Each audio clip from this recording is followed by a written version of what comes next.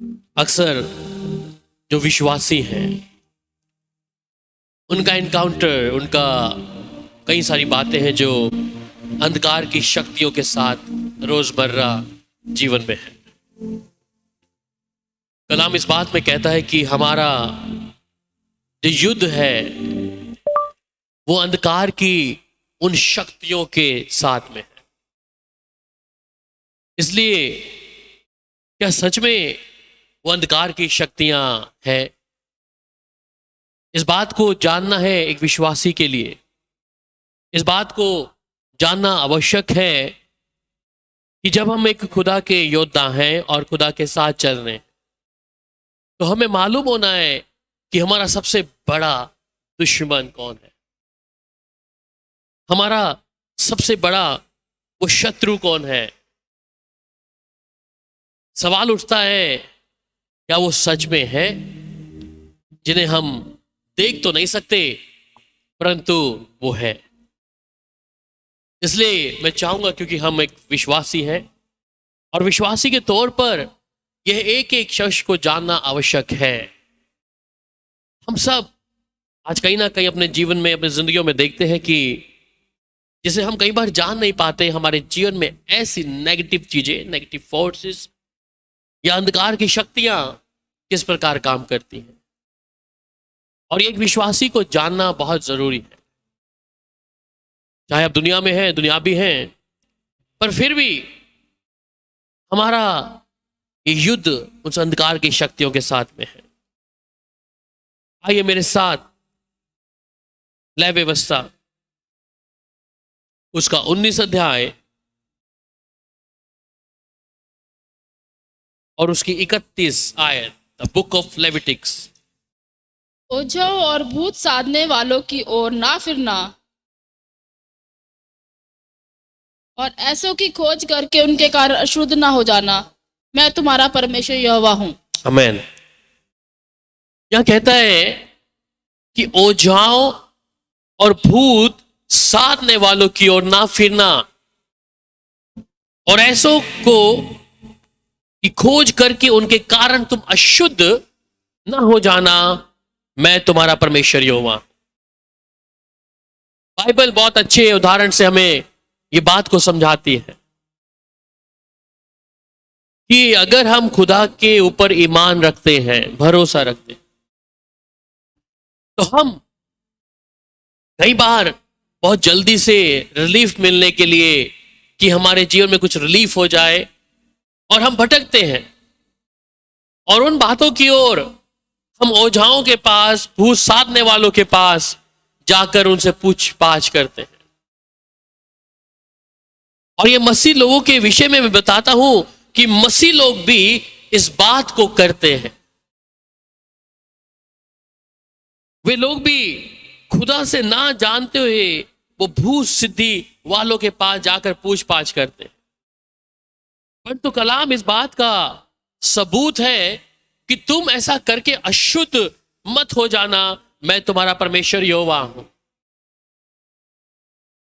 Bible में हम कई बार पढ़ चुके हैं शाऊल के बारे में, और ये शाऊल भी एक ऐसी औरत के पास जाता है जो भूत साधने वाली है, जो भूत सिद्धि करी हुई औरत है। क्या मसीह में अगर मैं और आप हैं तो खुदा मुझे और आपको क्या इसकी अनुमति देता है?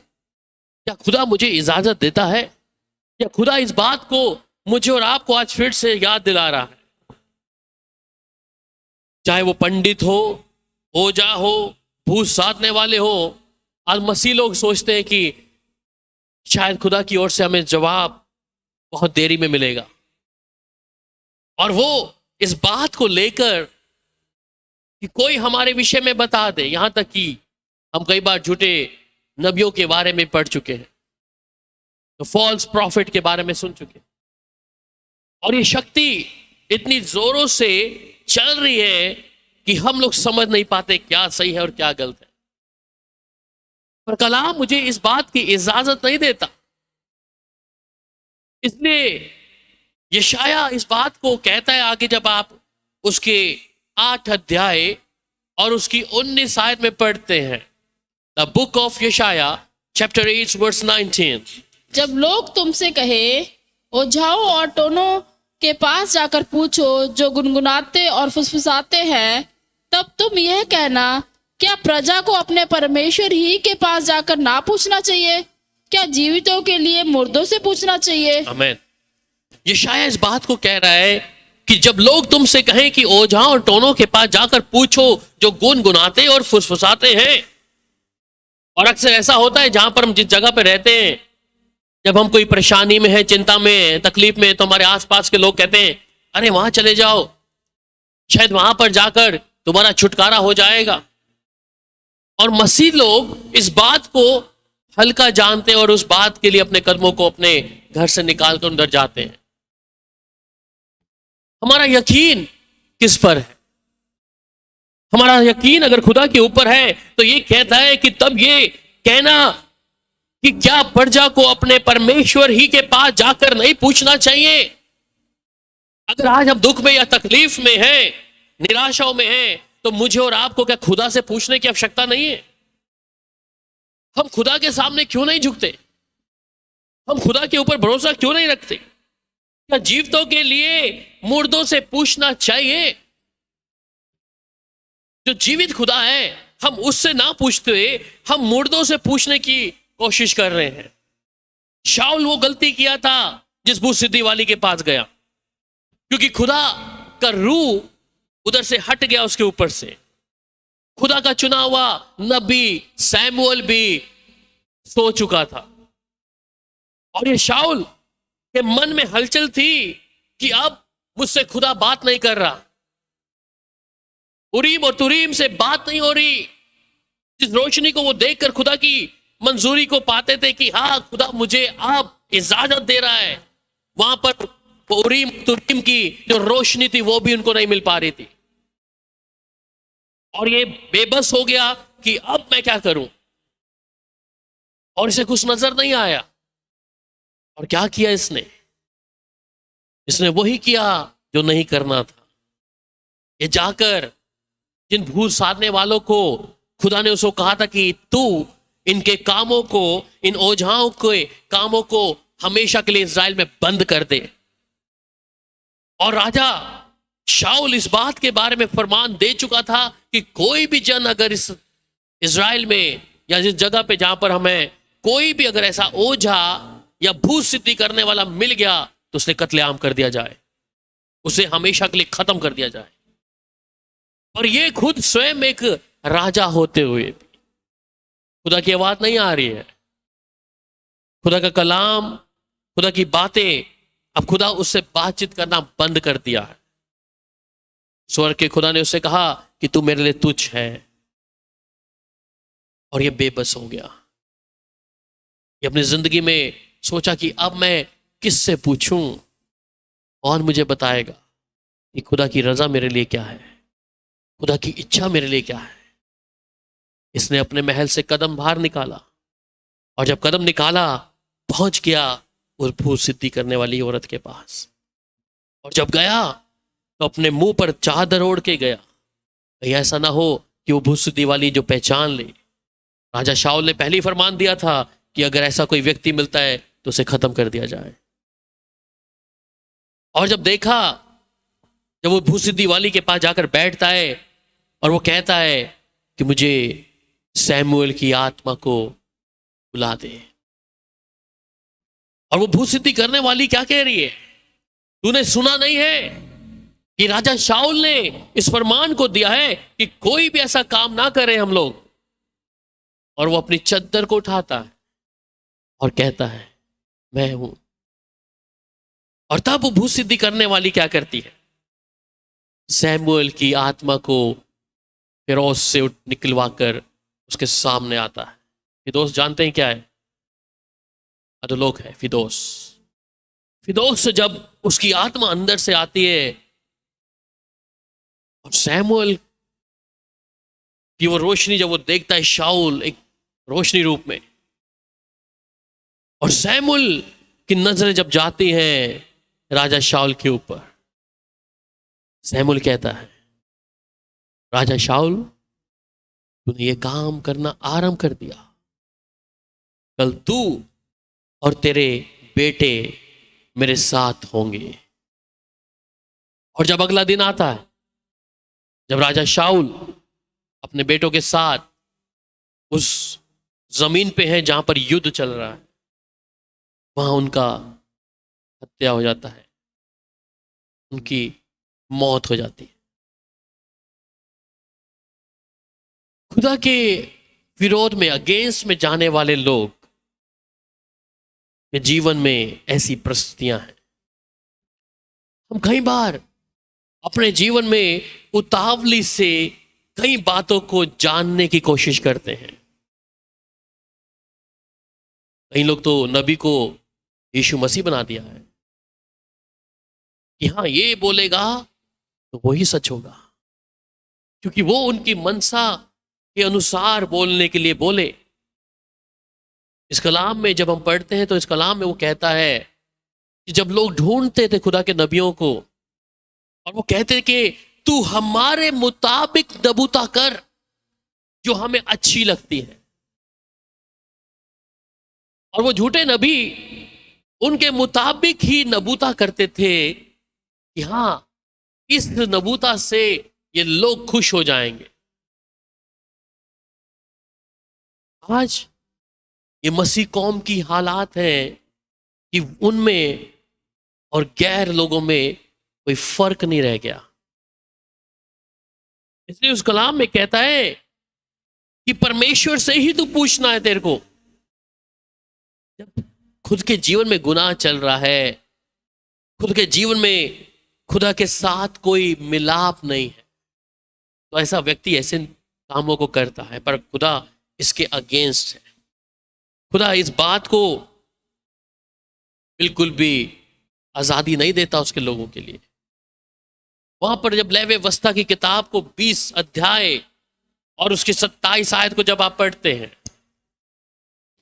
लेवी व्यवस्था 20 अध्याय उसकी 27 आयत, यदि कोई पुरुष या स्त्री ओझाओ अथवा भूत साधना करे तो वे निश्चय मार डाला जाए, जी, ऐसों पर पथराव किया जाए, उनका खून उन्हीं के सिर पर पड़ेगा। तो यदि कोई पुरुष या स्त्री ओझाई व भूत की साधना करे तो वह निश्चय मार डाला जाए। खुदा ने पहले ही कह दिया कि उसे मार दिया जाए, उसे रखना नहीं है। जब खुदा उन लोगों के साथ ऐसा व्यवहार कर सकता है तो उनके पास जा रहे हैं, उनके साथ क्या करेगा?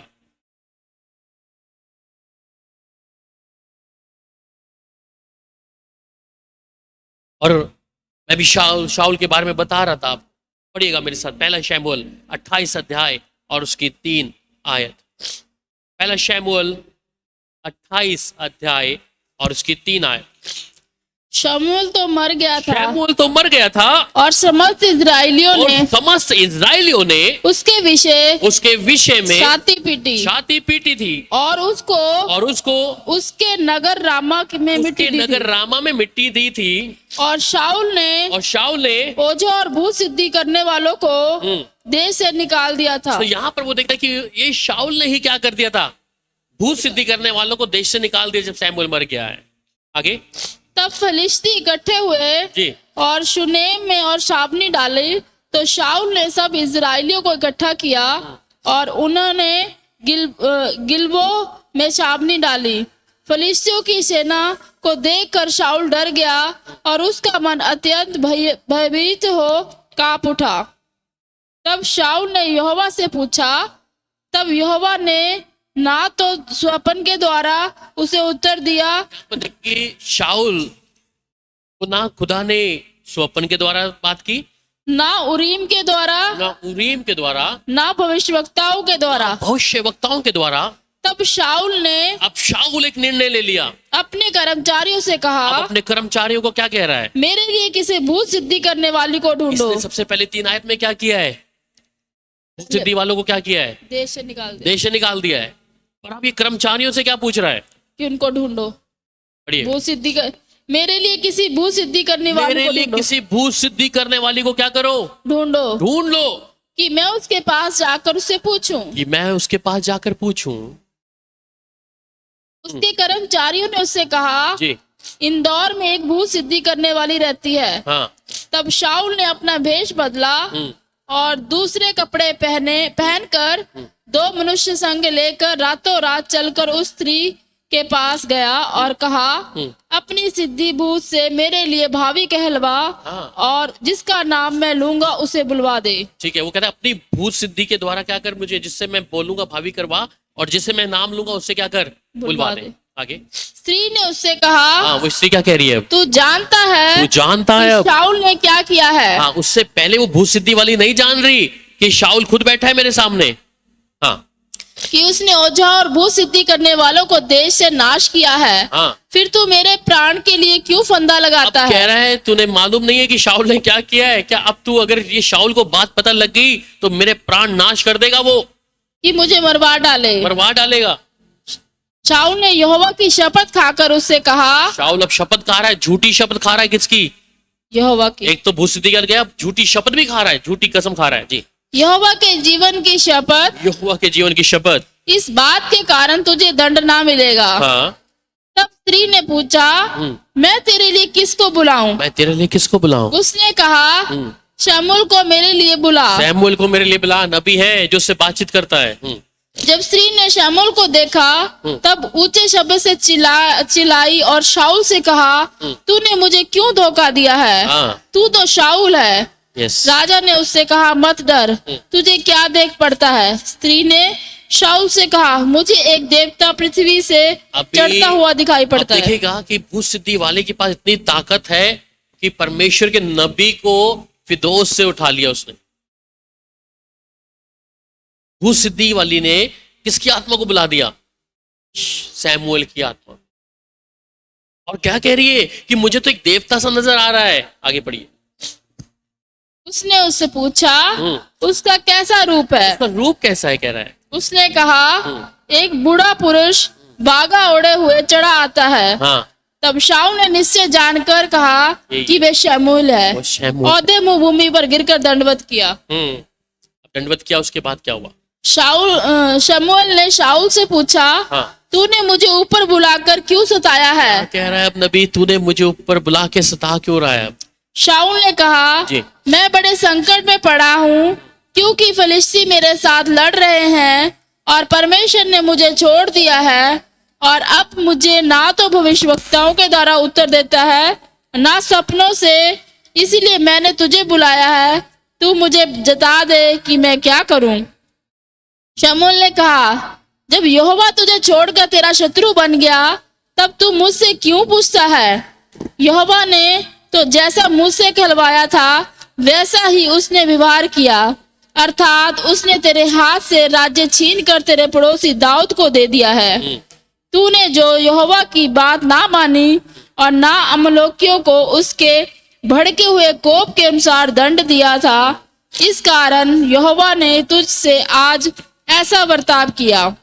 फिर यहोवा तुझ समेत इजराइलियों को फिलिस्तियों के हाथ कर देगा, और तू अपने बेटे समेत कल मेरे साथ होगा, और इजरायली सेना की भी यहोवा फिलिस्तियों के हाथ में कर देगा। सो यहाँ पर देख रहे हैं साफ कि तूने यहोवा की बात को नहीं माना, तूने उस खुदा की बात को नहीं माना जो मैं तुझे बताता आया था, उस बात को तूने इनकार किया है। हमारे जीवन में कई बार ऐसी बातें हैं कि हम खुदा की हजूरी में ना जाते, गलती हमारे खुद के जीवन में है और हम पूछ पाछ कर रहे हैं। खुदा की उस बात को, जहां इसने उन भूत सिद्धि करने वाले को निकाल दिया था, परंतु आज इसे आवश्यकता पड़ गई। और हम कई बार कई बातों में सहमति जताते हैं, अन्य जातियों के गुरुओं को देखकर, उनके पंडितों को देखकर। कहीं ना कहीं कोई तोता लेके एक पंडित बैठा है नीचे, एक पर्ची उठा लेते हैं, देखता क्या बोलता है। कई लोग होरोस्कोप देखते हैं, अपना राशि फल। ये मसीलों की बात बता रहा हूं मैं। न्यूज़पेपर पे क्या राशि है, फोन पे क्या चल रही राशि, ये सब एक भूत सिद्धि के एक काम है। खुदा इस बात से खुश नहीं है। जिस खुदा ने अपने उस पहले इज़राइल के राजा शाऊल को तज दिया। अमोनियों को बोला था कि तूने क्या करना, कि परमेश्वर का क्रोध अमोनियों के ऊपर आया है, परंतु इसकी एक नाफरमानी के कारण खुदा ने बोला शाऊल को कि तू जब वहां जाए उस अमोनियों को मैं तेरे हाथ में कर दूंगा, और किया भी, खुदा ने विजय प्राप्त करके आया था वहां से। पर वहां की बेहतरीन चीजों को वो अपने साथ लेके आ गया। खुदा ने बोला उसका किसी का भी लालच मत करना, उसे वहीं कत्लेआम करके आना। वहां से वो तगड़े तगड़े जानवर लेके आया, बर्तन कुछ लेके आया कि मैं खुदा की हजूरी में रखूं। खुदा ने उस अमोनियों की किसी चीज का लालच नहीं किया, परंतु शाऊल ने किया। एक कारण था कि खुदा ने उसको तुच्छ ठहरा दिया। उरीम के द्वारा खुदा ने उससे बात नहीं करी, नबियों से के द्वारा खुदा अपनी बातों को बंद कर दिया। सैमुअल के बाद और भी नबी वहां पर थे, पर खुदा ने स्टॉप कर दिया, अब कोई बातचीत नहीं हुई। जिस खुदा के ऊपर या उस आसमान के खुदा के ऊपर मैं और आप यकीन करते हैं, वो हमारा जिंदा खुदा है। हमारे जीवन का एक एक निर्णय बहुत महत्व है। इसलिए इस बात को मुझे और आपको बहुत अच्छे तरीके से जानना है। मेरे साथ पढ़िएगा दूसरा राजा और उसका 21 अध्याय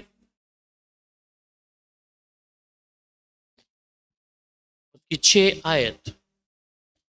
उसने सेकंड कहा किंग चैप्टर 21 वर्स 6। उसने कहा कारण यह है कि मैं दूसरा राजा, फिर उसने अपने बेटे को आग में होम करके चढ़ाया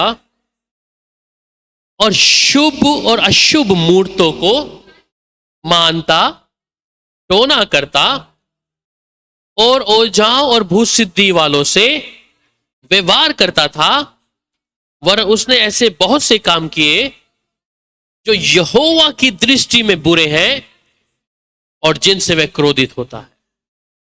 कहता उसने फिर अपने बेटों को भी आग में होम करके चढ़ा दिया और शुभ और अशुभ मूर्तों को मानता रहा। अभी भाई सुरेंद्र का शादी हुआ, कई लोग आए, अन्य जाति भी एक दो आए, बोले बोले भैया एक बिल्कुल वो चीजें नहीं थी जैसा कई बार मुहूर्त देखते हैं हम लोग, एक टाइम फिक्स है। अक्सर ऐसा होता है कि अन्य जाति होते तो रात की शादी होगी, कोई 3 बजे होगी, पंडित ने पंचांग पढ़ के बता दिया कि हाँ जी इतने बजे शादी होगी, इतना बजे का मुहूर्त है। खुदा ने हमारे लिए क्या है, इन अशुभ और शुभ चीजों से क्या कर दिया, हमें आजादी दे दी है। और इसमें अभी ऐसा है कि मसीह लोग इसमें फिर से टंगना जा रहे हैं वापिस, पूछ पाछ कर करके। खुदा के लिए हर दिन हर समय जब खुदा के लोग मौजूद हैं तो उनके लिए शुभ और अशुभ कोई मायने नहीं रखता। खुदा इस बात के लिए कहता है कि ये लोग जो थे जिनके विषय में हम पढ़ रहे हैं, कहते हैं ये लोग अपने बेटों को आग में होम करके चढ़ाया कर दिया इन लोगों ने, और टोना करते और ओझों की भूत सिद्धि वालों से व्यवहार करता था। वरन उसने ऐसे बहुत से काम किए जो यहोवा की दृष्टि में बुरे हैं और जिनसे वह क्रोधित होता है। तो यहोवा इन बातों से खुश नहीं है। कई लोग, एक चीज और चली हुई है ना आजकल, जिसकी वाइट घर का नक्शा कैसा होना है, क्या बोलते हैं उसको, वास्तु शास्त्र, वास्तु कि घर का दरवाजा किधर होना है, किधर से सूरज उदय होना है, कहाँ घर के आगे शीशा लगाना है, ये बहुत सी चीजें हैं। जब खुदा के लोग खुदा की भरपूरी से उसे रुए पाक से भरे हुए हैं तो उनके लिए कोई मायने नहीं रख जाता किधर सोना है किधर नहीं सोना। परंतु हम लोग कई बार इस बात की ओर ध्यान देते हैं कि हाँ हमारे सोते वक्त पैर किधर पश्चिम की ओर होने हैं, उत्तर की ओर होने हैं। आज भी लोग मसीह होने के बाद भी ऐसा ही करते हैं।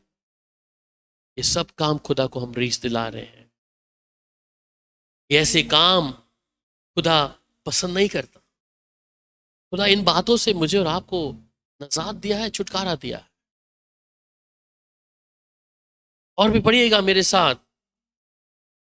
क्या, एक सवाल आपसे करता हूं, क्या कोई मरा हुआ व्यक्ति, इंग्लिश में कहता है can the dead Hunt house, क्या कोई मरा हुआ व्यक्ति हमें कोई बात कर सकता है, हमारे घर को, हमारे जीवन में? पढ़िएगा, क्योंकि कई बार ये लोगों के बीच में बहुत सारे सवाल हैं कि हम जिस घर में रहते हैं वहां पर दुष्शक्तियां भी प्रवेश करती हैं, प्रवेश कर सकती हैं, पर वो आपका नुकसान नहीं कर सकती। नुकसान किसका करेगी? पढ़िए मेरे साथ अय्यूब की किताब 7 अध्याय उसकी 9 और 10 आयत को। The book of Job chapter 7 verse 9 to. अय्यूब की किताब 7 अध्याय उसकी 9 आयत और 10 आयत। याद याद कर कि मेरा जीवन वायु हुई है और मैं अपनी आंखों को कल्याण फिर ना देखूंगा। की किताब 7 अध्याय 9 से 10। 9 से 10। जैसे बादल छटकर लोप हो जाता है वैसे ही अधोलोक में उतरने वाला फिर वहां से नहीं लौट सकता। वह अपने घर को फिर लौट ना आएगा, वह अपने घर को फिर लौट ना आएगा, ना अपने स्थान में फिर मिलेगा, और ना अपने स्थान में फिर मिलेगा। इस बात को जानिएगा। बहुत से लोग हैं जब घर में कोई डेथ होती है, कहीं मेरा पापा मम्मी तो नहीं आ गए दोबारा से, कहीं मेरा चाचा ताऊ तो नहीं आ गया दोबारा से। ऐसा ही है ना, लोग कहते हैं इस बात को। बाइबल क्या हवाला दे रहा है? वो कहता है जैसे बादल छटकर लोप हो जाता है वैसी अधोलोक में उतरने वाला फिर वहां से नहीं आ सकता। जो अधोलोक में उतर गया वो वापस फिर नहीं आएगा। और वो क्या कह रहा है आगे? वह अपने घर को फिर ना लौट ना आएगा और ना अपने स्थान में फिर मिलेगा। कई बार जब एनकाउंटर होता है दुष्टात्माओं के साथ में, तो अक्सर दुष्टात्मा ऐसे बोलती है, हम इसके मामा की बेटी हैं, हम इसके मामा हैं, मैं इसकी मां हूं, इसका बाप हूं। वो बहुत चालाक है, कनिंग है। और अक्सर कई बार जब मेरे साथ ऐसी बातें होती हैं दुष्टात्मा में, मुझे मालूम है, और मैं अक्सर लोगों को बोलता हूं, अक्सर जब मेरी मां मरी तो मुझे याद है कि मेरी बड़ी बहन को उस स्वप्न में दिखी। वो कहते कि हमारे घर के सोफे के अंदर मम्मी बैठी है। और मेरी जो 2 बहनें हैं, मेरी मम्मी को आम पसंद थे, उनकी कब्र पे दिल्ली में जाकर आम चढ़ाने, बिरयानी देनी, कब्र में दफन है। मैं अपनी बहनों को बोलता मत जाया करो वहां पर। तो जब पहली वाली वो बात बताता हूँ कि जब मेरी माँ प्रभु में समाप्त हुई, मेरी बहन को बोलती है कि ये मेरे को अंदर नहीं आने देता, मैं स्वप्न में। और मेरी बहन मुझे बोलती कि मम्मी मुझे दिख रही है वहां पे, घर पे बैठती है, स्वप्न में दिखती है, ऐसे नहीं।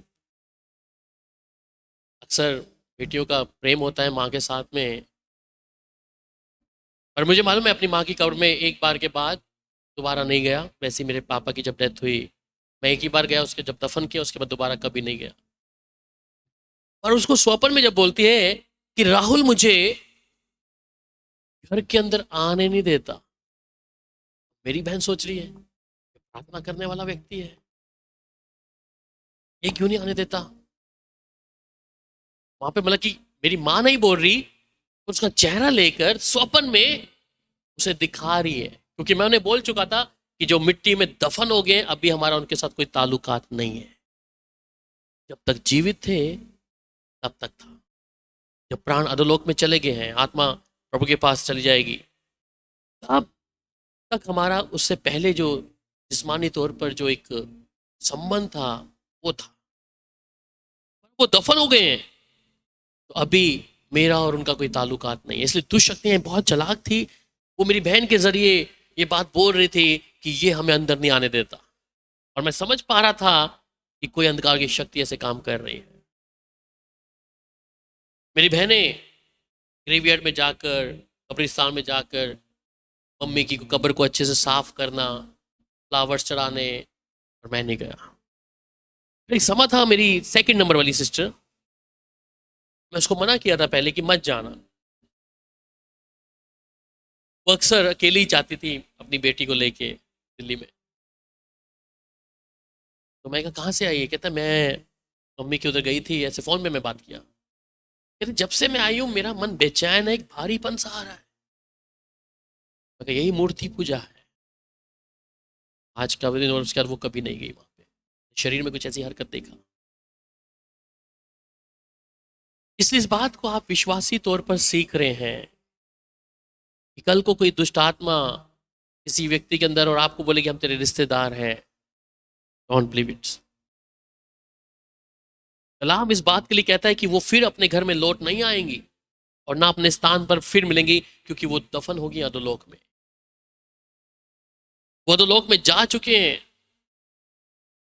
तो उधर से फिर मेरा और आपका कोई संबंध उसके साथ नहीं होना। बार बार कब्र में जाने की आवश्यकता नहीं है। अभी पिछले हफ्ते एक जिनके विषय में हम बात कर रहे थे, आंटी की डेथ हुई और हम उसके मेमोरियल सर्विस पे मुझे मौका मिला कलाम देने के लिए, जिसके बारे में मैंने बताया था आपको कि जो बोलता है यीशु हूँ मैं, उनकी वाइफ थी। वो बहन सैटरडे आई थी, उसी रात उनकी सास की डेथ हो गई थी।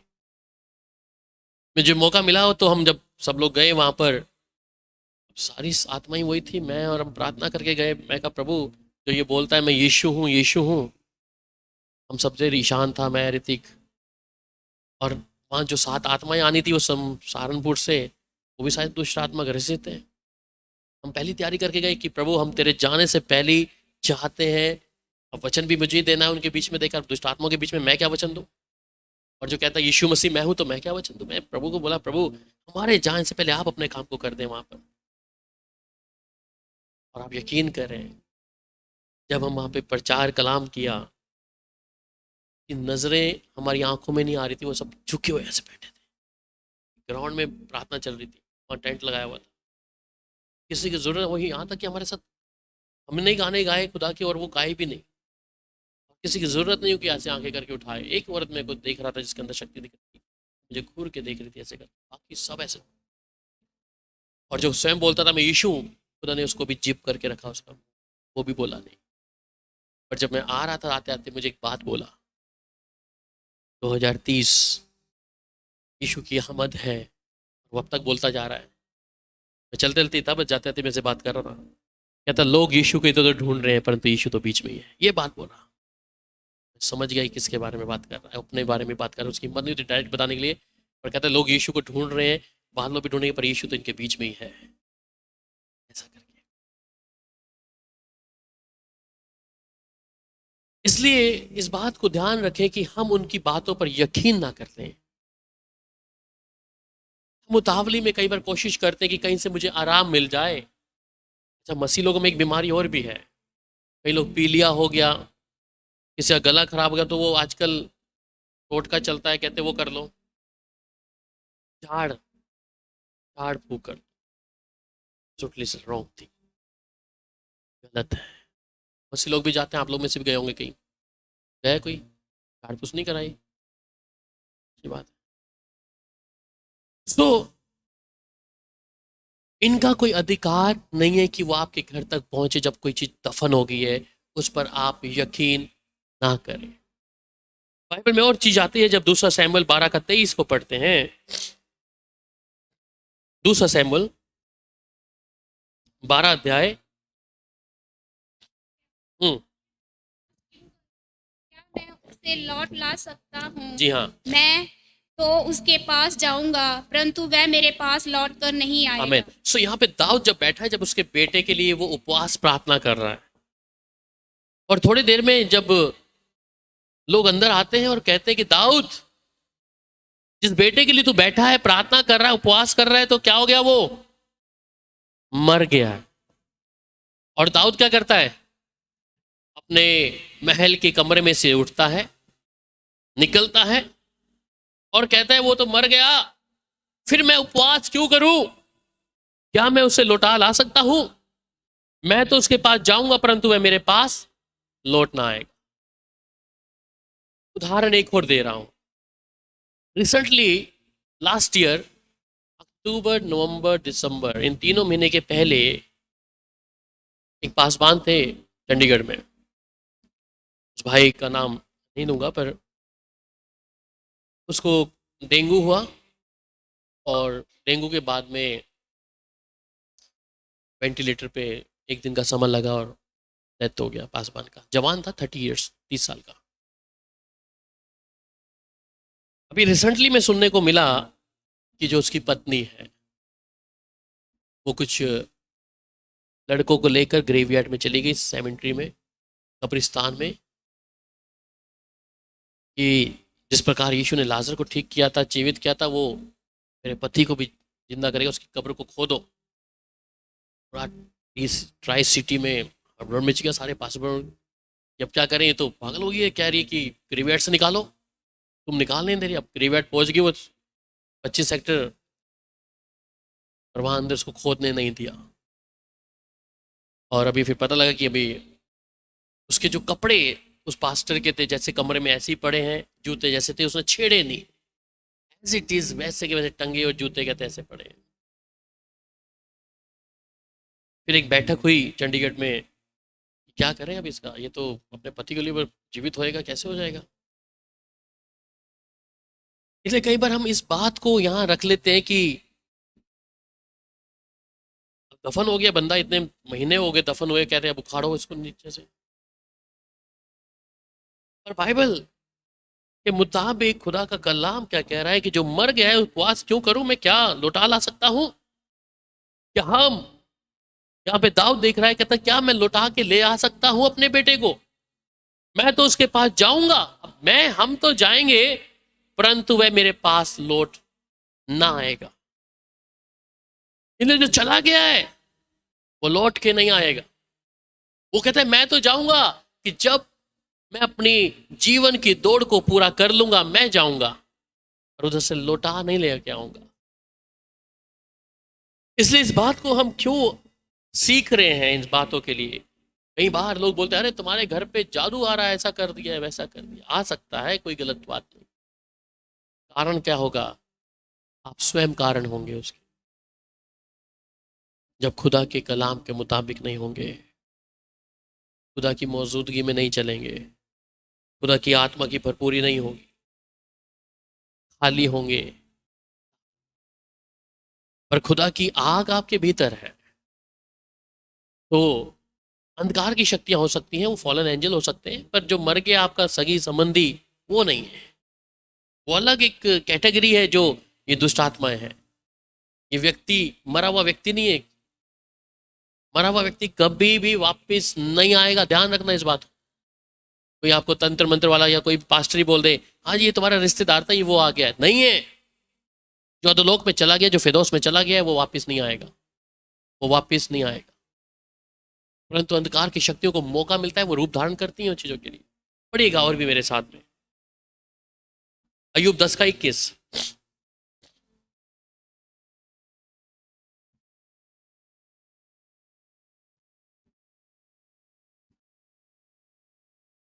इससे पहले कि मैं वहां जाऊं जहां से फिर ना लौटूंगा, अर्थात अंधियारे और घोर अंधकार के देश में जहां अंधकार ही अंधकार है। आमीन। सो ये अय्यूब इस बात को कह रहा है, इससे पहले कि मैं वहां जाऊं जहां से फिर ना लौटूंगा। तो जो एक बार अधोलोक में चला गया वो फिर वापस नहीं, अर्थात अंधियारे और घोर अंधकार के देश में जहां अंधकार ही अंधकार है। सो उस जगह में जाने के बाद कोई वापस नहीं आ सकता। पर हाँ, यीशु अपने लोगों के साथ एक वायदा किया है, उन्हें वहां से निकालेगा जब यीशु की आमद बादलों पर होगी। ये वायदा है उसका कि जो फिरदौस में है, जो कब्र में होंगे, कब्रें खुल जाएंगी। जो समुद्र में, पानी में है, आग में है, वो वापिस खुदा को देगा। अगर पानी में कोई डूब के मरा है तो पानी वापिस देगा खुदा को, ये ले तेरा व्यक्ति। कोई आग में जला है तो आग वापिस देगी, यीशु को ले तेरा बंदा है। कब्रें खुलेंगी, कलाम कहता है इस बात के। तो खुदा को वही चीजें यीशु को वापिस देगा। तो पहली चीज हमने क्या सीखा? नहीं जाना। दूसरी क्या है? आपको हर्ट नहीं कर सकता। फॉलन एंजल कर सकते हैं अगर आपका जीवन कमजोर है। अगली बात, क्या मरा हुआ व्यक्ति बात कर सकता है लिविंग लोगों से? पढ़िएगा मेरे साथ सबोदेशक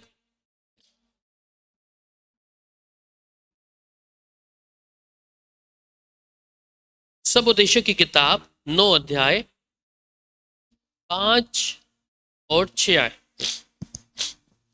क्योंकि जीवितों तो इतना जानते हैं कि वे मरेंगे, परंतु मरे हुए कुछ भी नहीं जानते, और ना उनको कुछ और बदला मिल सकता है, क्योंकि उनका स्मरण मिट गया है।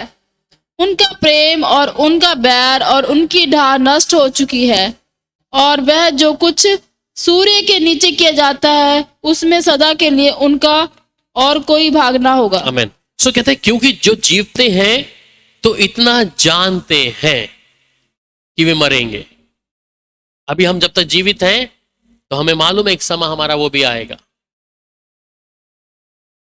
परंतु मरे हुए को कुछ भी नहीं जानते, मरे हुए कुछ भी, क्योंकि जब चीज समाप्ति होगी है तो कुछ भी नहीं है, मिट्टी हो गया।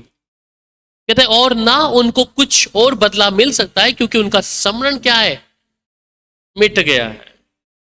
जीवित हैं पता है, पर इसका मतलब ये मरे हुए लोग बात नहीं कर सकते। सैमुअल की अलग बात थी, अगर आप उसके बारे में जाएंगे तो नबी है, खुदा ने अलग रखा है। खुदा की बातों को खुदा ने शायद उस नबी के जरिए उस बात को भी वापस शाऊल तक पहुंचा दिया होगा कि कल तू और तेरे बेटे मेरे साथ होंगे। ये नबी ने अपनी इच्छा से नहीं कही होगी बात, क्योंकि नबी जो बोलता है कहता है कि वो खुदा की आवाज को सुनकर बोलता है, अपनी इच्छा से नहीं। अगर सैमुअल की आत्मा भूत सिद्धि वाली ने ऊपर बुलाई थी तो खुदा नहीं बोला होगा, क्योंकि मौत जिंदगी खुदा के हाथ में है। सैमुअल ऐसे किसी की मौत का फरमान नहीं दे सकता, चाहे नबी है, वो अपनी मर्जी से नहीं बोल सकता। और खुदा की उस बात को सुनने के बाद में उसने कहा कि कल तू और तेरे बेटे मेरे साथ होंगे। इसलिए जो मर चुका है वो बात नहीं कर सकता। हम कई बार बोलते कि अरे मेरे को उसकी आवाज आ रही है। अंधकार की शक्तियां आपके रिश्तेदारों की आवाज को बोल बोल कर सुना सुना कर आपको क्या कर सकती हैं? लुभा सकती हैं कि हाँ ये वो है। और जो मर गया है उसका स्मरण खुदा कहता है कि मिटा दिया जाता है, इसलिए वो बात नहीं कर सकते, उनका स्मरण मिट चुका है। अगली बात, इफिसियों की किताब 6 अध्याय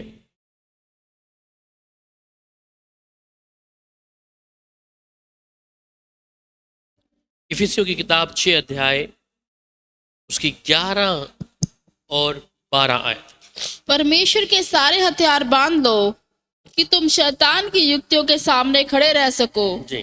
क्योंकि हमारा यह मल्लयुद्ध लहू और मांस से नहीं, परंतु प्रधानों से और अधिकारियों से और इस संसार के अंधकार के हाकिमों से और उस दुष्टता की आत्मिक सेनाओं से है जो आकाश में है।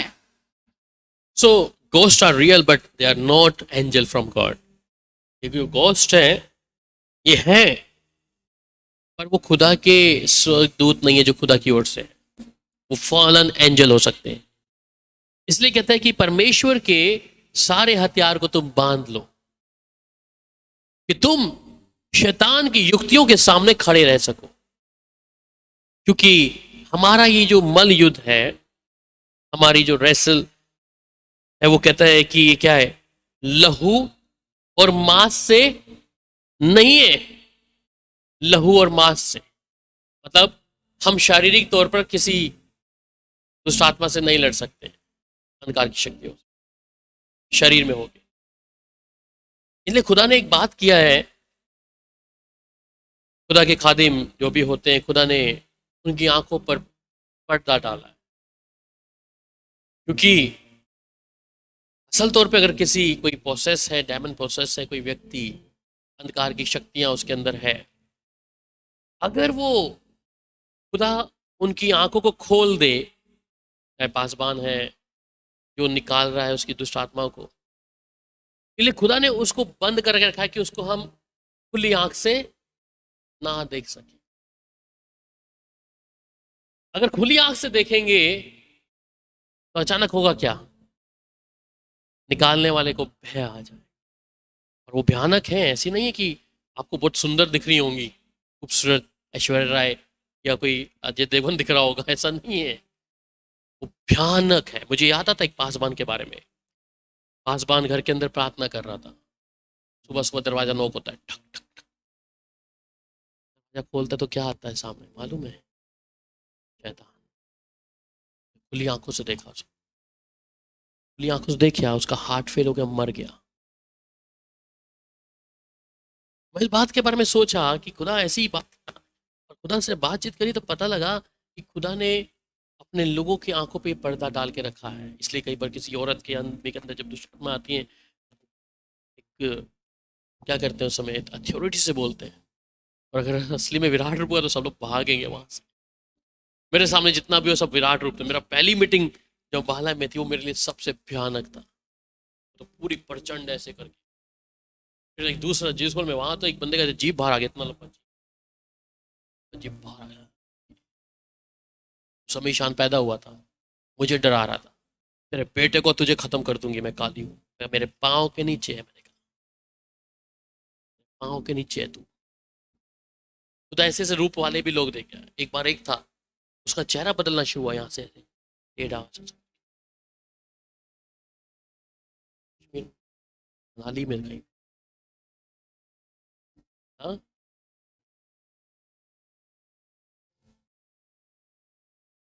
कहने का मतलब कि खुदा ने हमारे को उन चीजों को क्या है, पर्दा लगा के रखा है। इसलिए हमारा युद्ध में जिसकी बात कर रहा हूं वो मांस और लहू का नहीं है। देखिए ऐसी है कि हम लोग कई बार हमारे सामने दिखता है, हम उससे लड़ सकते हैं, पर जो अदृश्य है आप उससे कैसे लड़ेंगे? एक रात को ऋतिक को भी पकड़ लिया था ना, ऋतिक को पकड़ लिया एक रात को 2 हफ्ते पहले ना, कहीं प्रार्थना करके आए थे हम लोग। वो कहता भाई है किरण शिक्षक के घर प्रार्थना करके आए, ये कहता भैया मेरी छाती पे हो गया था। क्या हुआ था? छाती पे बैठ गई, इसके ऊपर आके सुबह आया भैया मेरी छाती पर ऐसा बैठ गया आके। अगर जीवन जांचो, जीवन जांचो, आग नजर आना है मेरे और अंदर, आपके अंदर आग नजर आनी है। क्यों बैठी? क्यों मौका मिल गया? जब अगर आग होगी तो वो आग की जो सेक होगा ना, तब भागना शुरू होगा उसको। देखिए हम जानते हैं हम सिद्ध नहीं है, गलतियां करते हैं, पाप करते हैं, और खुदा की हजूरी में माफी मांग ले उसी समय पे। इसलिए कहता है कि हमारा ये मल युद्ध लहू और मांस का नहीं, परंतु प्रधानों से और अधिकारियों से और इस संसार के अधिकार के हाकिमों से और उस दुष्टता के आत्मिक सेनाओं से है जो आकाश में है। उस दुष्टता की आत्मिक सेना मतलब दिखती नहीं है, पर वो है, इधर भी बैठी होगी कहीं ना कहीं। हाँ, चर्चिज में होती है, सुन रही होगी, ये इनको सिखा रहा है, हमारी पोल खोल के दे रहा है इनको, ये हमारी वीक पॉइंट बता रहा है इनको। हाँ, यस इट्स ट्रू, गलत नहीं है, बैठती हैं वो चीजें। पर जब खुदा के बर्रे के लहू में छिपे हुए हैं, खुदा की आग अगर दिख रही है तो उसे भागना पड़ेगा। अंधकार ज्योति का कोई मेल नहीं है। और फिर ये हमारा जो युद्ध है वो क्या है? लहू और मांस का नहीं है। जो चीजें अदृश्य से हम कभी भी देख नहीं पाएंगे।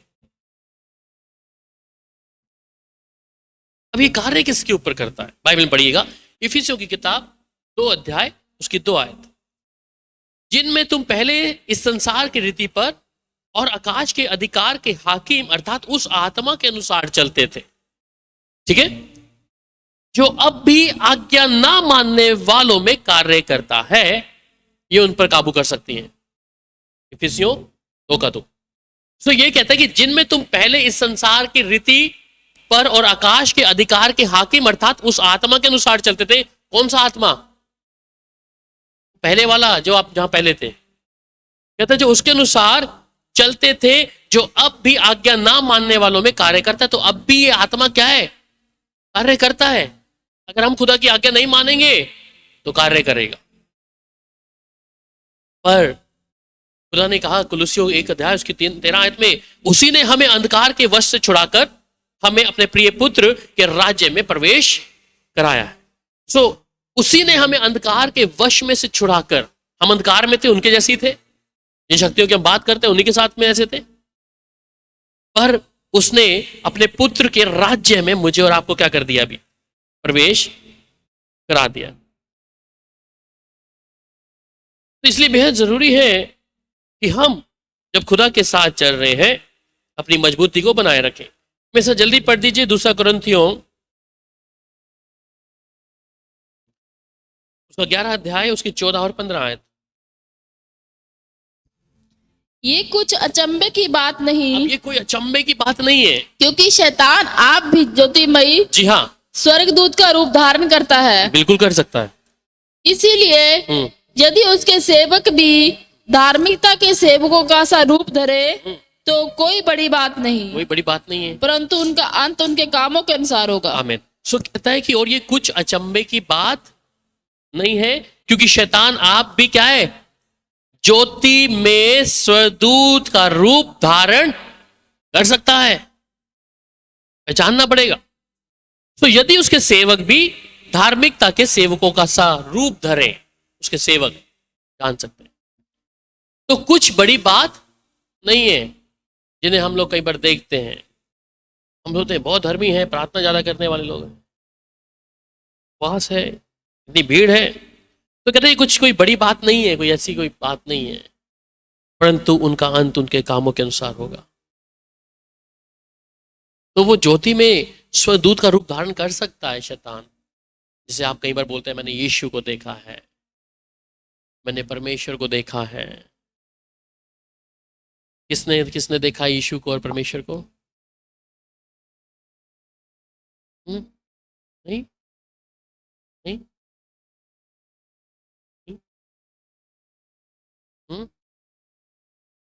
ज्योति किसने देखी है?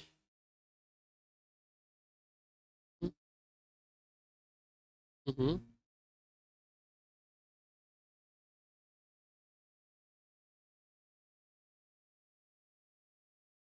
हम्म,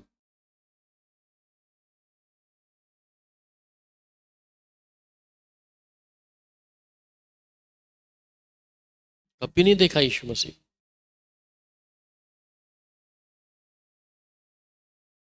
नहीं,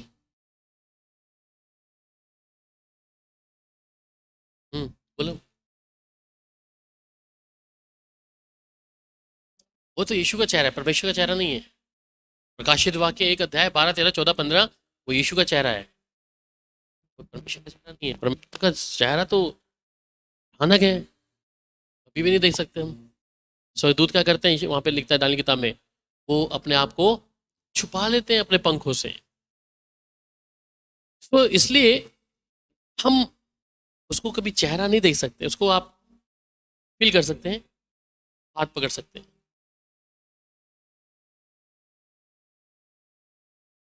तुम अगर मुझे देखोगे तो मर जाओगे, बिना पवित्र शुद्धता के तुम मुझे कभी देख नहीं सकते। वहां पे भी लिखा है पीछे इब्रानियों में, क्या लिखा है वहां पे आपके पीछे?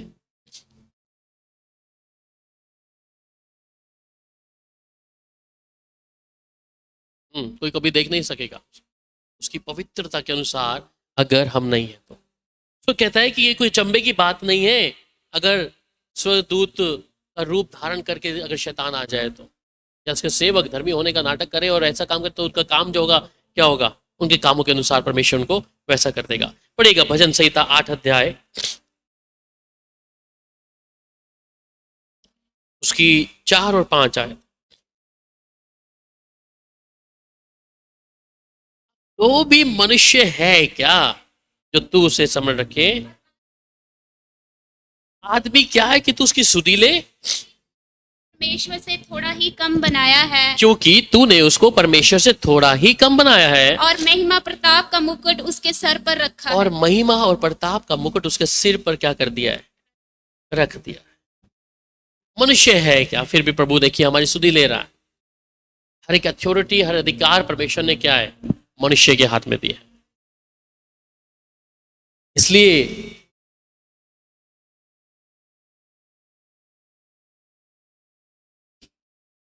जब अथॉरिटी दिया है, क्योंकि सब कुछ परमेश्वर ने मनुष्य के हाथ में सौंप दिया है, तो मुझे अब आवश्यकता क्यों है डरने की? क्या मुझे अब अंधकार की शक्तियों से डरना चाहिए? क्यों?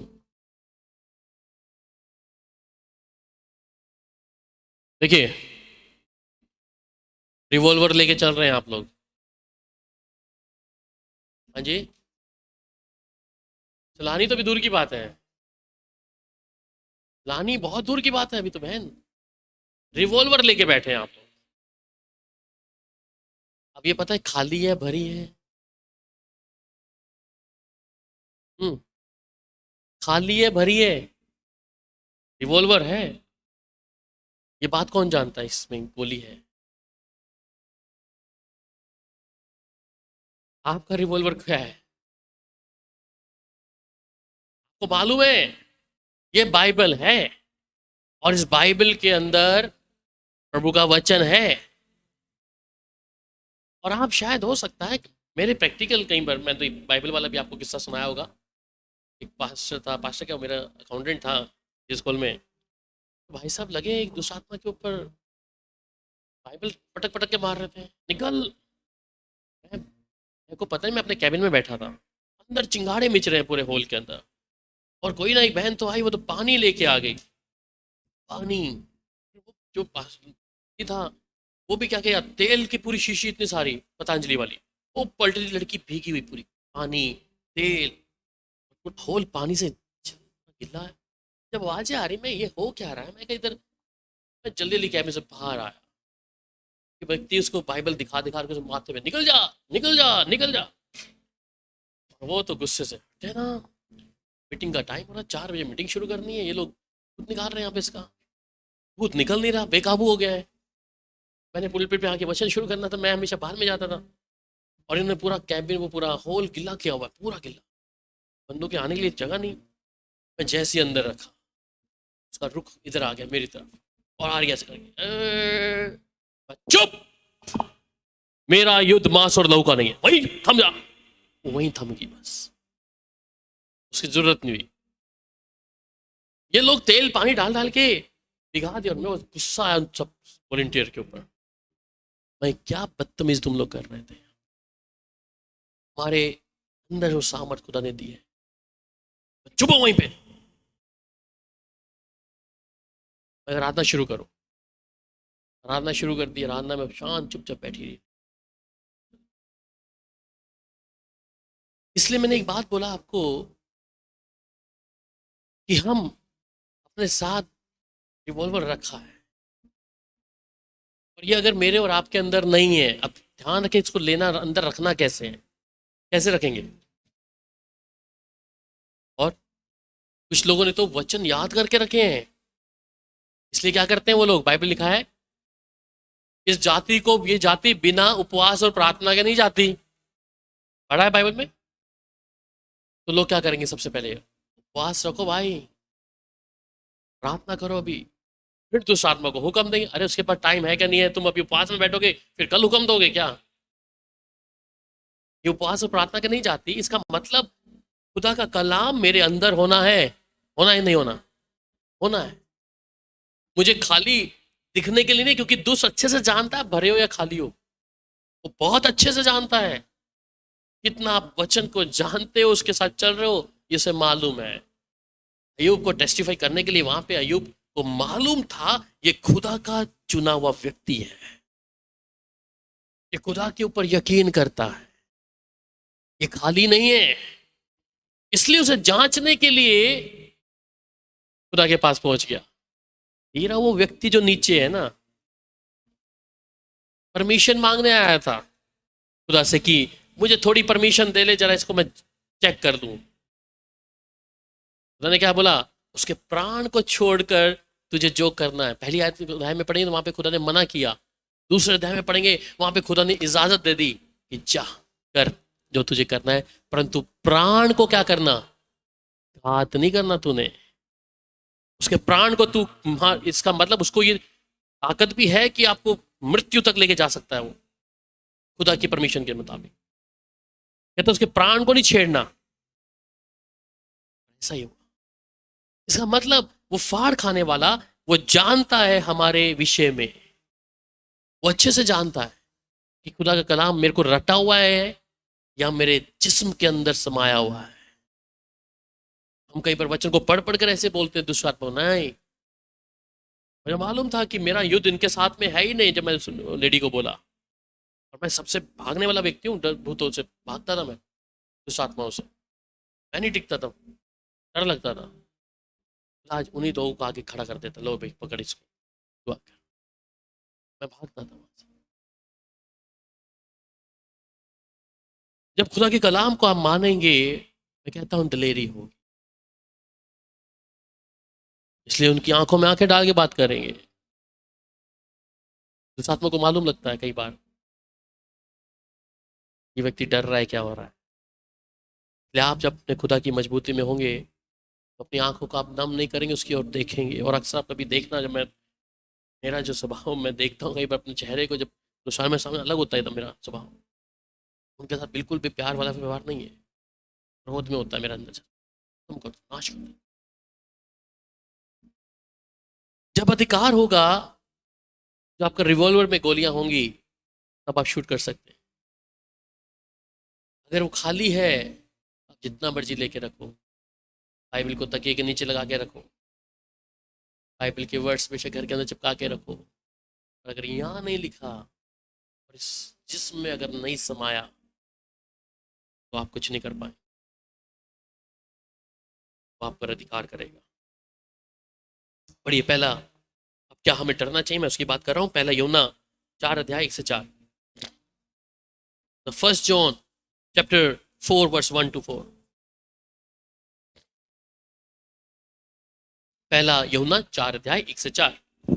हे प्रियो, हम्म, हर एक आत्मा की प्रतीति ना करो, वरन आत्माओं को परखो कि वह परमेश्वर की ओर से है कि नहीं, क्योंकि बहुत से झूठे भविष्यवक्ता जगत में निकल खड़े हुए हैं। परमेश्वर का आत्मा तुम इस रीति से पहचान सकते हो, जो आत्मा मान लेती है कि यीशु शरीर में होकर आया है, वह परमेश्वर की ओर से है, और जो आत्मा यीशु का नहीं मानती, वे परमेश्वर की ओर से नहीं, और वही तो मसीह के विरोधी आत्मा है, जिसकी चर्चा तुम सुन चुके हो कि वे आने वाला है और अब भी जगत में है। हे बालको, तुम परमेश्वर के हो और तुमने उन पर जय पाई है, हो और तुमने उस पर जय प्राप्त करी है, क्योंकि जो तुम में है जो तुम में है वह उससे जो संसार में है बड़ा है। जो संसार में है उससे तुम्हारे अंदर बड़ा है। उससे डरने की आवश्यकता नहीं है। इस कमांड, मुझे अपनी अथॉरिटी मालूम है, मेरा अधिकार मुझे मालूम है कि मैं जुबान से जो बोलूंगा होगा, गढ़ों को टूटना पड़ेगा, शैतान की शक्तियों को हिलाने के लिए खुदा की सामर्थ में बोलना पड़ेगा। दाऊद एक छोटा सा उदाहरण, गोलियत के सामने लड़ रहा है जाके, वो तो अभी देखिए, हम तो दुश्मन को प्रभु आंखें बंद किया है, वो तो उसके सामने विराट रूप दिख रहा है, वो भी शैतान ही है एक तरीके का, इतना बड़ा, 40 दिन तक ललकार रहा है उनको, लोग डर डर के भाग रहे हैं, कीड़े मकोड़े जैसे दिख रहे हैं गोलियत के सामने। ये खड़ा हो गया जाके, उसकी आंखों में आंखें डाल के कह रहा है उससे कि जिस यहोवा ने मुझे बोला है और जिस यहोवा ने मुझे तेरे पास भेजा है, शीघ्र मुझे मेरे हाथों के नीचे कर देगा। इस समय उसी के तलवार से उसी के गले को काट के लेके आता है। दिलेरी है, खुदा की दिलेरी। मालूम था उससे पहले कितने शेरों के, भालुओं के मुंह को फाड़ के मार के आया। वो बच्चा है और ताकत खुदा की है। एक बार मेरे पास एक लेडी आई इस कॉल में, तो जब मीटिंग खत्म हुई मेरे पास कैबिन में बैठी, ब्रदर मैं देखने आई थी कि आजकल के बच्चे कैसा प्रचार कर लेते हैं। मैंने कहा बेशक हम बच्चे हैं पर आत्मा खुदा का वही वाला है। यदि आप मेरी तरह प्रचार करते हैं, मैं आपकी तरह नहीं, खुदा की आत्मा के अनुसार। कई बार लोग इस बात की तुलना करते हैं, देखते हैं इन चीजों को कि खुदा का आत्मा वही वाला है। उसका मुंह जिप लग गया उसके मुंह के ऊपर। जब खुदा का आत्मा चाहे बच्चे के अंदर होकर बोले, किसी इंसान के अंदर बोले, उसने अपने काम को लेना है, उसने करना है। खुदा ऊंचाई, लंबाई, नाटा है, छोटा है, मोटा है, पतला, वो नहीं देखता। इसलिए जब दाऊद को चुना खुदा ने, उसके भाई मजाक उड़ा रहे थे, तू अभी कहाँ करेगा, तू तो बच्चा है, तू कैसे हो सकता है, देर से नहीं होगा। वो रोटी देने आया था अपने भाई को वहां। इसलिए खुदा जब किसी को चुनता है अपने कामों के लिए, से वो शिरोमणि तो बनाता है, खुद भी करता है। पढ़ेगा मेरे साथ और भी, याकूब 4 अध्याय 7 और 8 आयत, वेरी इंपॉर्टेंट। इसलिए परमेश्वर के अधीन हो जाओ और शैतान का सामना करो, जी, तो वह तुम्हारे पास से भाग निकलेगा। परमेश्वर के निकट आओ तो वह भी तुम्हारे निकट आएगा। हे पापियों, अपने हाथ शुद्ध करो, और हे दुचिते लोगों, अपने हृदय को पवित्र करो। बहुत इंपॉर्टेंट चीज है, इस बात को जानेगा। इसलिए कि परमेश्वर के अधीन हो जाओ और शैतान का सामना करो, तो वह तुम्हारे पास से क्या होगा। इसका मतलब कि लड़ना आपने ही है, फाइट आपने ही करना है, कोई और नहीं आएगा। पर अधीन में होना है। परमेश्वर के अधीन में जब हम होंगे तभी खुदा का आत्मा काम करेगा। दाऊद खुदा के अधीन था, ये कहता है मैंने परमेश्वर को अपने बचपन से ही आधार माना है। जब हम खुदा के अधीन हो जाएंगे तब वो शैतान जिससे आप लड़ रहे होंगे, सामना करेंगे, तो उसे भागना पड़ेगा। वो जान लेगा कि ये परमेश्वर के लोग हैं। अगर आप उसके अधीन नहीं है खुदा के लिए और सिर्फ फुकरे की तरह, वो वचन तो मैं जानता हूं, वचन मुझे तो याद है, इससे नहीं होगा, मैं तो 10 साल से विश्वास में हूं, मैं 20 साल से हूं, गैर भाषाएं मैं बोलती रहती हूं, बोलता रहता हूं, ये तुम्हें मरवा देगा। उसी तरह बाइबल में नए नियम में लिखता है कि एक व्यक्ति था, ये व्यक्ति जब उस दुष्टात्मा को बोलता है तो दुष्टात्माएं उसको नंगा करके भेजती हैं बाहर। कहते हैं हम पौलुस को भी जानते हैं, यीशु को भी जानते हैं, तू कौन है। एक बार एक बहन मेरी कॉपी कर रही थी कुछ, मैंने एक दुष्टात्मा को ऐसे ही हाथ टंगा के रखा था उसको कम से कम 2 घंटे, लूसीफर को।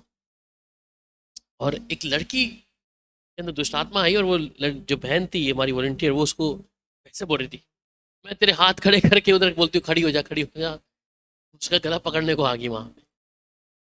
इसमें कॉपी नहीं है कि खुदा के लिए हम कॉपी करें, ये तो अधिकार की बात है।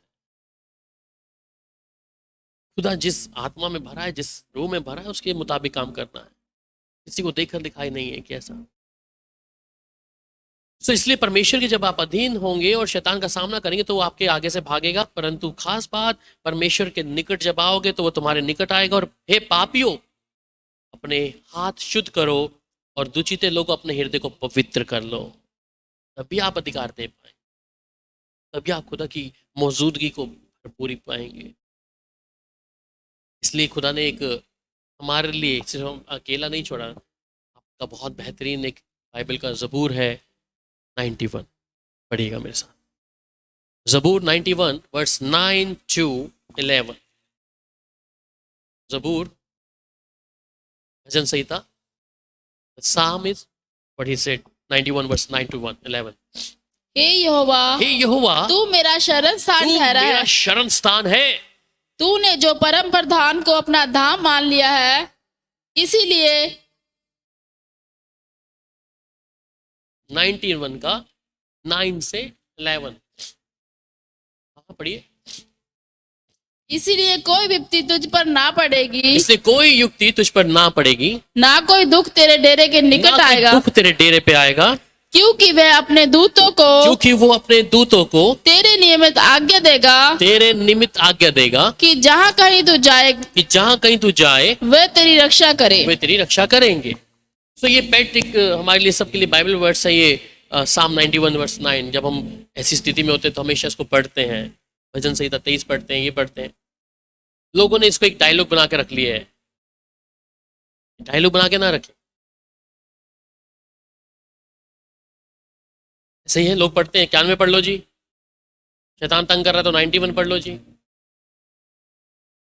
भजन 23 पढ़ लो जी, ये पढ़ते हैं सब लोग। हमारे लिए खुदा का हर एक कलाम बहुत मजबूती वाला है, उसके मानने के अनुसार ही काम होगा। पर खुदा ने हमारे लिए उन दूतों को नियुक्त किया है, और नियुक्ति नहीं, लूका की इंजील 10 अध्याय उसकी 19 आयत, लूक चैप्टर 10 वर्स 19, लूका 10 अध्याय उसकी 19 आयत, लूका 10 अध्याय उसकी 19 आयत। देखो मैंने तुम्हें सांपों और बिच्छुओं को रौंदने का सांपों और बिच्छुओं को रोनने का और शत्रु की सारी सामर्थ पर अधिकार दिया है। मैंने तुम्हें अधिकार दिया, कहता है, सांप और बिच्छुओं को रौंदने का, और किसी वस्तु में तुम्हें कुछ हानि ना होगी। शत्रु की सारी सामर्थ पर, शैतान की सारी सामर्थ पर हमें अथॉरिटी का अधिकार दिया। खुदा ने हमें यह अधिकार दिया है, और यह अधिकार आपके बोलने से ऐसा नहीं होगा, खुदा के कलाम के अनुसार चलने से होगा, खुदा के कलाम को मानने से होगा। तब आप दलेरी से उन्हें हुक्म देंगे और ऐसा हो जाएगा। रोमियो 8 अध्याय उसकी 31 आयत। हालेलुया।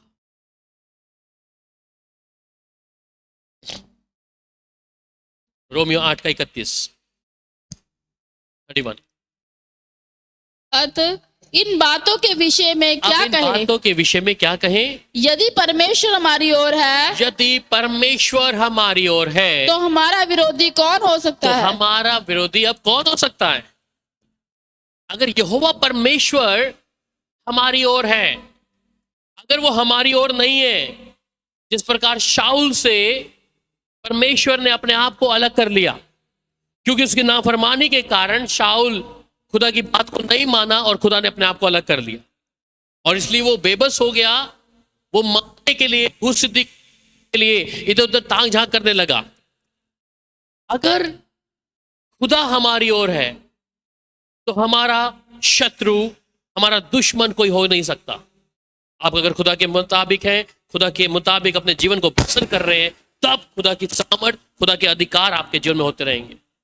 खुदा की वो सामर्थ आपके भीतर कार्य करती रहेगी। और अगर शाऊल की तरह आपका मन है भटकने वाला, शाऊल के तरीके आपने मन को तैयार करके रखा है भटकने वाला, कि चलो कोई हमारी मदद, कोई पंडित, कोई मौलवी, कोई फलाना, कोई धमकाना, या झूठा नबी, या कोई पासबान, अगर आप उस पर निर्भर हो गए इस बात को लेके, खुदा के पास झुकना चाहिए था, खुदा के पास ना झुककर हम किसी और से उम्मीद रख के बैठे, तो गलत होगा। अगर वो परमेश्वर मेरे और आपकी ओर है, तो मेरा और आपका विरोधी कोई हो नहीं सकता। आखिरी आयत पढ़िएगा, रोमियो 8:38 उसकी 39, 8 अध्याय 38 से 39। क्योंकि मैं निश्चय जानता हूँ कि ना मृत्यु, ना जीवन, ना स्वर्गदूत, ना प्रधानताएं, ना वर्तमान, ना भविष्य, ना सामर्थ, ना ऊंचाई, ना गहराई, और ना कोई और सृष्टि हमें परमेश्वर के प्रेम से जो हमारे प्रभु मसीह यीशु में है अलग कर सकेगी। अलग नहीं कर सकती। तो खुदा से मुझे और आपको कोई अलग नहीं कर सकता। ना अंधकार की शक्तियां, ना प्रधानता, ना स्वर्गदूत, ना ऊंचाई, ना लंबाई, ना घटाई, कुछ भी खुदा के प्रेम से अलग नहीं कर सकता। अगर खुदा आपकी ओर है, ये प्रार्थना करें।